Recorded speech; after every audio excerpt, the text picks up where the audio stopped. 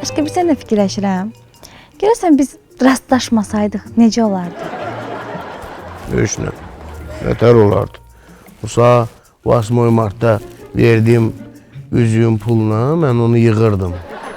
Yığıb özümə 4 saat torpaq alacaqdım. Onda nişanın üzüyünün puluna nə edəcəkdin? Nişanın üzüyünün pulunu heç nə.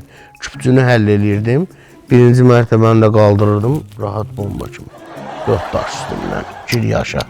Toydakı komplektin puluna da ikinci mərtəbəni minimum padmaya qutarırdım. Mam da o bibim qızını alacaqdı. O nazirlikdə işləyəni. Bir də bibim söz vermiş ki, sən bu qızı alandan sonra sabir cip alacaq. Dövlət də ev vermişdi ona. De, yaşa özün üçün ana.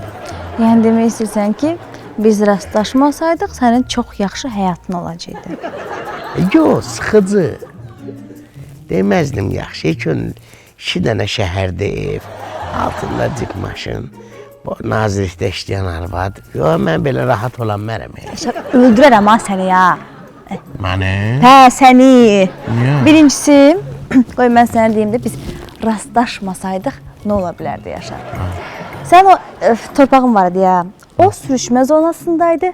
Tak ki sən orada heç nə tikə bilməzdin çünki icazə yox idi. Pulun da nə elədi? Getdi, uçdu havaya. Ya, yaxşı ki üzüyə. Mən onu fikirləşməmişdim, bunu yaxşı dedi. İkincisi, o sənin maşını vurdular ha həyətdə, qaçdılar sonra. 400 manat pulun çıxdı. Amma cipin olsaydı ən azı 10.000 manat civarında pulun çıxacaqdı canım mənim. Mən nazirlikdə işləyən bibim qızı nə oldu onda? Yaşar, əgər sən o yazıq qızı alsaydın, oxumağa qoymayacaqdın. Həmin o qız da nə nazirlikdə işləyə biləcəkdi, nə də ona şəhərin mərkəzində ev verəcəkdilər. Bu qədər sadə. Gönül, deyirəm bizim bu qarşılaşmağımızdan ən çox xeyri görən adam mənim elə bu bibim qızı olub ya. Həyatı xilas olub.